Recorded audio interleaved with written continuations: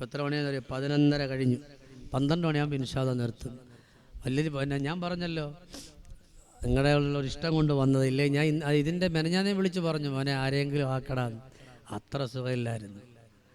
ഏതായാലും അൽഹംദുലില്ലാഹ് ഇവിടെ വരാൻ പറ്റി, നിങ്ങളെ കാണാൻ പറ്റി, വലിയ സന്തോഷം. അള്ളാഹു നമ്മളെ ഒരുമിച്ച് അള്ളാഹിൻ്റെ പൊരുത്തം കിട്ടി അള്ളാഹിൻ്റെ സ്വർഗത്തിൽ കടക്കുന്ന ഉത്തമ മുത്തഖീങ്ങളുടെ കൂട്ടത്തിൽ അള്ളാഹു നമ്മളെ ഉൾപ്പെടുത്തട്ടെ. ഞാൻ ഈ ഇരിക്കുന്ന നിങ്ങളോട് ഞാൻ പറയട്ടെ, ഇവിടെ കുറേ ഉസ്താദുമാരൊക്കെ ഇരിക്കുന്നുണ്ട്. അപ്പോൾ അവർക്കൊക്കെ ഞാനീ പറയുന്ന വിഷയം അറിയാത്തതുകൊണ്ടല്ല, അവർക്ക് എന്നെക്കാലം അറിവുള്ള ഉസ്താദന്മാരാണ് ഇരിക്കണൊക്കെ. പക്ഷെ എന്തുകൊണ്ട് അവരിവിടെ ഇരിക്കുന്നതെന്നറിയോ? ഈ സദസ്സിനൊരു ബറക്കത്തുണ്ട്, ദുആക്ക് ഉത്തരവുണ്ട്. കാരണം ഞാൻ ദുആ ചെയ്യുന്നുണ്ടല്ല, ആദരവായ നബിയുന മുഹമ്മദ് മുസ്തഫ സല്ലല്ലാഹു അലൈഹി വസല്ലം തങ്ങൾ പറഞ്ഞത് വയസ്സായ ആളുകളും കൊച്ചുമക്കളും ഉള്ള സദസ്സിൽ ദുആക്ക് ഉത്തരമുണ്ടെന്ന. ഇവിടെ കുറേ കുരുന്നു മക്കളുണ്ട്. അള്ളാഹു മാതാവിനും പിതാവിനും ഉപകരിക്കുന്ന മക്കളാക്കി അള്ളാഹു നമ്മുടെ മക്കളെ മാറ്റട്ടെ. മനസ്സിൽ തട്ടിപ്പറ അള്ളാഹു അങ്ങനത്തെ മക്കളാക്കി മാറ്റട്ടെ. കാലഘട്ടം മോശമാണ് അപ്പ, വല്ലാത്ത മോശമാണ്, വല്ലാത്ത സങ്കടമാണ്. അതുകൊണ്ട് ദുആ ചെയ്യല്ലാതിന് വേറെ ഒരു നിവർത്തിയില്ല. ഉപദേശം കൊടുക്കാൻ പോയിട്ടൊന്നൊരു കാര്യമില്ലേ കാലഘട്ടത്തിൽ. അവർ സ്വയമേ നന്നാകണം അല്ലേ? ചില മക്കൾ പറയും കേട്ട് കേട്ട് കേട്ട് കേട്ട് മടുത്തു ഇല്ലേ? ഉപദേശമൊക്കെ ആവശ്യമാണ്, ഫുൾ ടൈം ഉപദേശം പാടില്ല. മക്കൾ വീട്ടിലേക്ക് വരുമ്പോൾ ചില ഉമ്മാരോട് തുടങ്ങടാ അങ്ങനെയാണ് ഇങ്ങനെയാണ് അതാണ് ഇതാണെന്നും പറഞ്ഞിട്ട് തുടങ്ങും. പാടില്ല, എപ്പോഴും ഉപദേശം പാടില്ല. അത്യാവശ്യങ്ങൾക്ക് മാത്രം, അത്യാവശ്യങ്ങൾക്ക് എങ്കിലേ ആ മക്കൾ നന്നാവുള്ളൂ. എപ്പോഴും കൊടുത്തുകൊണ്ട് അത് ഈ ഉപദേശം വെറുപ്പായിട്ട് മാറും. അള്ളാഹു നമ്മയൊക്കെ രക്ഷപ്പെടുത്തട്ടെ, അള്ളാഹു സന്തോഷം നൽകി അനുഗ്രഹിക്കട്ടെ. അപ്പോൾ അതുകൊണ്ട് ഞാൻ ചുരുക്കിക്കൊണ്ടുവരാൻ, അപ്പോൾ അതുകൊണ്ട് അവിടെ നിന്ന് പറയാണ്, മാതാവിനെ പിതാവിനെ നിങ്ങൾ സ്നേഹിച്ചു കഴിഞ്ഞാൽ നിങ്ങൾക്ക് രക്ഷപ്പെടാൻ പറ്റി. ഇല്ല എന്നുണ്ടെങ്കിൽ പരാജയമാണ്, ഇല്ല എന്നുണ്ടെങ്കിൽ പരാജയമാണ്. അതുകൊണ്ട് പടച്ചവനെ ഞങ്ങളെ മുഴുവനും നീ സ്വീകരിക്കണേ അല്ലാ. സഹോദരങ്ങൾ, അതുകൊണ്ട് ഒരുപാട് മാതാവും പിതാവുമായി ബന്ധപ്പെട്ടുകൊണ്ട് കടന്നു പോകുന്നില്ല. അപ്പം 3 കാര്യം പറഞ്ഞതിൽ ഒന്നാമത്തത് റമളാനിന്റെ എല്ലാ സന്തോഷവും കിട്ടാൻ മാതാവിന്റെ പിതാവിന്റെ പൊരുത്തം കിട്ടലാണ്. രണ്ടാമതായിട്ട് പറഞ്ഞു പോയത് മഗ്ഫിറത്ത് ചോദിക്കലാണ്. അല്ലാഹുവിലേക്ക് മഗ്ഫിറത്ത് ചോദിച്ചുകൊണ്ട് കടന്നു വരലാണ്. ഇസ്തിഗ്ഫാർ ചൊല്ലുന്ന ഒരാളെ സംബന്ധിച്ചിടത്തോളം അല്ലാഹുവേ പടച്ച തമ്പുരാൻ അവനിക്ക് മഗ്ഫിറത്ത് മാത്രമല്ല കൊടുക്കുന്നത്, അവന്റെ ജീവിതത്തിന്റെ അഭിലാഷങ്ങളും അല്ലാഹു അവനിക്ക് സാധിപ്പിച്ചു കൊടുക്കുമെന്നാണ് എന്റെ ഉമ്മമാരും എന്റെ ബാപ്പമാരും കേൾക്കാൻ പറയുകയാ. ഇസ്തിഗ്ഫാർ നിങ്ങൾ അധികരിപ്പിക്കണേ. ഇവിടെ പ്രിയപ്പെട്ട ഖതീബ് ഉസ്താദ് ഇവിടെ സൂചിപ്പിച്ചതുപോലെ അല്ലാഹുമ്മ ഗ്ഫിർലി ദുനൂബി യാ റബ്ബൽ ആലമീൻ. അല്ലാഹുവേ നീ മഗ്ഫിറത്ത് നൽകണേ അല്ലാ, നീ പൊരുത്തപ്പെട്ടു തരണേ അല്ലാ എന്ന് പറഞ്ഞുകൊണ്ട് നിങ്ങൾ ഇസ്തിഗ്ഫാർ ചൊല്ലുമല്ലോ. ചില ആളുകൾ ചിന്തിച്ചിരിക്കുന്നത് ഈ ഇസ്തിഗ്ഫാർ ചൊല്ലാനുള്ളത് അത് നിസ്കാരത്തിന്റെ ടൈമിൽ മാത്രമാണെന്നോ. ഒരിക്കലും നിസ്കാരത്തിന്റെ ടൈമിൽ മാത്രമല്ല, പിന്നെ എപ്പോഴൊക്കെയാ? നിസ്കാരമല്ലാത്ത ടൈമിൽ പോലും ഇസ്തിഗ്ഫാർ ചൊല്ലിക്കൊണ്ടിരുന്നു. ജീവിതത്തിന്റെ ഏത് പ്രതിസന്ധിയാണോ, ഏത് സങ്കടമാണോ, ഏത് നൊമ്പരമാണോ അത് അല്ലാഹു തുടച്ചു മാറ്റുമല്ലോ. ഉമ്മമാരെ വർഷങ്ങൾ കൊണ്ട് കരഞ്ഞു കരഞ്ഞു ദുആ ചെയ്തിട്ട് എത്രയോ കാര്യങ്ങൾ നടക്കാതെ പോയിട്ടുണ്ട്. എന്നാ ചൊല്ലിക്കോ അല്ലാഹുമ്മ ഗ്ഫിർലി ദുനൂബി യാ റബ്ബൽ ആലമീൻ. അല്ലാഹുവിലേക്ക് നമ്മൾ തൗബ ചെയ്യുകയാ. നിങ്ങൾക്കറിയുമോ മഹാനായ അഹ്മദ് ബിൻ ഹംബൽ റളിയല്ലാഹു അൻഹു 10 ലക്ഷം ഹദീസ് മനപ്പാഠമാക്കിയ മഹാനാണ്. അഹ്മദ് ബിൻ ഹംബൽ റളിയല്ലാഹു തആല അൻഹു 10 ലക്ഷം ഹദീസുകൾ മനപ്പാഠമാക്കിയവരാ. അങ്ങനെ യാത്ര തിരിക്കുന്നുണ്ട്. അന്ന് പാതിരാത്രിയാകുമ്പോ അടുത്തുള്ള ഒരു പള്ളിയിലേക്കൊന്ന് കയറിയിട്ട് ആ പള്ളിയിൽ വിശ്രമിക്കാവൊരുങ്ങുമ്പോ ആ പള്ളിയിലുള്ള മുഅദ്ദിൻ പറഞ്ഞു പറ്റൂല, ഈ പള്ളിയിൽ കിടക്കാൻ പറ്റൂല. അദ്ദേഹത്തിനറിയില്ല ഈ കടന്നു വന്നിരിക്കുന്നത് അഹ്മദ് ബിൻ ഹംബലാണെന്നറിയില്ല.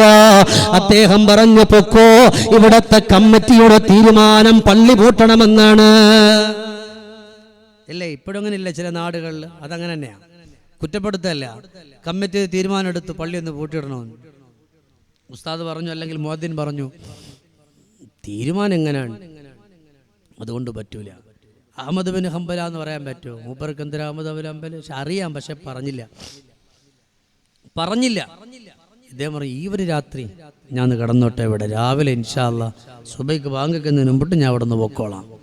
അതൊന്നും പറ്റൂല, ഇവിടെ അങ്ങനെ കിടത്താൻ പറ്റില്ല. കമ്മിറ്റിയുടെ തീരുമാനം അങ്ങനെയാണ്. മഹാനായ അഹ്മദ് ബിൻ ഹംബൽ റളിയല്ലാഹു അൻഹു അവിടന്ന് ഇറങ്ങുകയാണ്. ഇറങ്ങി നടക്കുമ്പോ കാണുന്നുണ്ട് നല്ലൊരു വെളിച്ചമുള്ള വീട്. ആ വെളിച്ചമുള്ള വീട്ടിലേക്കൊന്ന് കടന്നു പോയിട്ട് വാതിലിൽ മുട്ടുകയാണ്. അല്ലാഹുവേ, അതാ ഒരു മനുഷ്യൻ കടന്നു വരുന്നുണ്ട്. ആ കടന്നു വരുന്ന മനുഷ്യനോട് പറയാ, ഞാൻ ഒരു വഴിയാത്രക്കാരനാണ്, ഇവിടെ എവിടെയും വിശ്രമിക്കാൻ ഒരു സ്ഥലമില്ലല്ലോ. എനിക്ക് ഇന്നത്തെ ഈ ഒരൊറ്റ രാത്രിയിലോ നിങ്ങളുടെ വീട്ടിലൊന്ന് വിശ്രമിക്കാൻ എനിക്ക് അവസരം തരുമോ? അല്ലാ അല്ലാ. ഈ മനുഷ്യൻ പറഞ്ഞെന്റെ വീട്ടിന്റെ ഉള്ളിൽ താമസിച്ചോ. മഹാനായ അഹ്മദ് ബിൻ ഹംബൽ റളിയല്ലാഹു അൻഹു അവിടുന്ന് വീട്ടിലേക്കൊന്ന് കയറുമ്പോ നല്ല ഒരു റൂം കൊടുത്തു, ഇവിടെ താമസിച്ചു. നിങ്ങൾക്ക് ഇഷ്ടപ്പെടുന്ന സമയത്ത് ഇവിടെ നിന്ന് പോയാ മതി. മഹാനുഭാവന് കുറക്കമില്ല. പാതിരാത്രികളിൽ ഇബാദത്ത് ചെയ്തുകൊണ്ടിരിക്കുമ്പോ തൊട്ട് അപ്പുറത്തെ റൂമിൽ നിന്ന് അസ്തഗ്ഫിറുല്ലാഹ് അസ്തഗ്ഫിറുല്ലാഹ്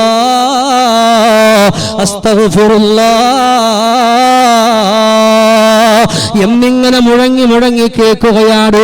മഹാനുഭാവൻ ചിന്തിച്ചു, പടച്ചവനെ, ഇദ്ദേഹം ഇത്രക്ക് വലിയ തെറ്റേതാ ചെയ്തു പോയത്, ഇത്രയ്ക്കും വലിയ കുറ്റമേതാണ് ചെയ്തു പോയത് എന്ന് പറഞ്ഞുകൊണ്ട് അഹ്മദ് ബിൻ ഹംബൽ അദ്ദേഹത്തിനെ കണ്ടു വിളിക്കുകയാണ്. അദ്ദേഹത്തിനോട് ചോദിച്ചു, സഹോദരാ, എന്ത് തെറ്റാ നിങ്ങൾ ചെയ്തത്? ഇത്രത്തോളം ഇസ്തിഗ്ഫാർ ചൊല്ലാ, ഇത്രത്തോളം റബ്ബിലേക്ക് നിങ്ങൾ ഇസ്തിഗ്ഫാർ ചൊല്ലിക്കൊണ്ടുവരാ, എന്ത് പാപമാ നിങ്ങൾ ചെയ്തത്?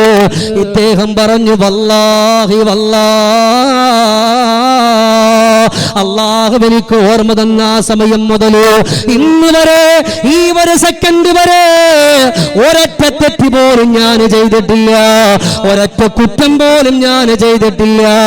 എന്റെ മനസ്സിന്റെ ഉള്ളിൽ എനിക്കൊരാഗ്രഹമുണ്ട്, എന്റെ ഹബീബായ ലോകത്തിന്റെ മുത്തായ ഹബീബുനാ മദീനയുടെ മണിമുത്ത് മുഹമ്മദ് മുസ്തഫ സല്ലല്ലാഹു അലൈഹി വസല്ലമ തങ്ങളുടെ ആ റിസാലത്തിന്റെ അതരങ്ങളിലൂടെ അടർന്നു വീണ 10 ലക്ഷം ഹദീസ് മനപ്പാടമുള്ള അഹ്മദ് ബിൻ ഹംബൽ എന്ന് പറയുന്ന ആ മഹാമനുഷ്യനെ എനിക്കൊന്ന് കാണണമെന്നാണ്. എനിക്ക് ഇനി ഒരാഗ്രഹവും എനിക്കില്ല. ഞാൻ എപ്പോഴും അല്ലാഹുവിലേക്ക് ദിക്ർ ചൊല്ലുന്നുണ്ട്, എപ്പോഴും ഞാൻ തൗബ ചെയ്യുന്നുണ്ട്. എനിക്ക് മരിക്കാൻ പേടിയില്ല, കാരണം അല്ലാഹുവിന് വേണ്ടി നല്ലതേ ചെയ്തിട്ടുള്ളൂ. അതുകൊണ്ട് എന്റെ ഒരേ ഒരാഗ്രഹമാണ്, അല്ലാഹുവേ, മരിക്കുന്നതിന് മുമ്പ് 10 ലക്ഷം ഹദീസ് മനപ്പാടമാക്കിയ അഹ്മദ് ബിൻ ഹംബൽ എന്ന് പറയുന്ന മഹാമനുഷ്യനെ എന്റെ കൺമുമ്പിലൊന്ന് കണ്ടിട്ട് എനിക്ക് മരിക്കാൻ പറ്റണം. അതിനാ ഞാൻ എന്റെ ആ ഒരാഗ്രഹത്തിന് വേണ്ടിയിട്ടാണ് ഇതുപോലെ ഇസ്തിഗ്ഫാർ ചൊല്ലിക്കൊണ്ടിരിക്കുന്ന എന്ന് പറയുമ്പോ മഹാനായ അഹ്മദ് ബിൻ ഹംബൽ റളിയല്ലാഹു അൻഹു സുബ്ഹാനല്ലാഹ് ഈ നിൽക്കുന്ന മനുഷ്യനോട് പറയാറ്, നിങ്ങൾ ഇത്ര നാള് കാത്തിരുന്ന, നിങ്ങൾ ഇസ്തിഗ്ഫാർ ചൊല്ലി നിങ്ങളുടെ ആഗ്രഹത്തിന് വേണ്ടി ദുആ ചെയ്ത ആ അഹ്മദ് ബിൻ ഹംബൽ ഞാനാണ്. അഹ്മദ് ബിൻ ഹംബൽ ഞാനാ. കേട്ടപാടെ കെട്ടിപ്പിടിച്ചിട്ട് മുസാബഹത്ത് ചെയ്തു. ഫതഖബ്ബല ഫഅനക, കെട്ടിപ്പിടിച്ച് മുസാബഹത്ത് ചെയ്തിട്ട് പറയുകയാണ്, അൽഹംദുലില്ലാഹ്, ഇനി എനിക്ക് മരിക്കുന്നത് കൊണ്ട് കുഴപ്പമില്ലല്ലോ, എന്റെ റൂഹ് പിരിയുന്നത് കൊണ്ട് കുഴപ്പമില്ലല്ലോ. എന്റെ സഹോദരങ്ങളെ, ആഗ്രഹം അല്ലാഹു സാധിപ്പിക്കുന്നുണ്ട്. ഇസ്തിഗ്ഫാറിലൂടെ എന്തിനാ നമ്മൾ എത്രത്തോളം കരയുന്നത്? ആ കരച്ചിന്റെ കൂട്ടത്തില് ഇസ്തിഗ്ഫാർ ഒന്ന് കൊണ്ടുവന്നു. അങ്ങനെ ഇസ്തിഗ്ഫാറോട് കൂടിയിട്ട് നിങ്ങൾ തൗബ ചെയ്താലോ, നിങ്ങളുടെ ആഗ്രഹം മനസ്സിൽ വെച്ച് ചോദിച്ചാൽ അല്ലാഹു ഉത്തരം തരുമല്ലോ. അവിടെ മഹാനായ അഹ്മദ് ബിൻ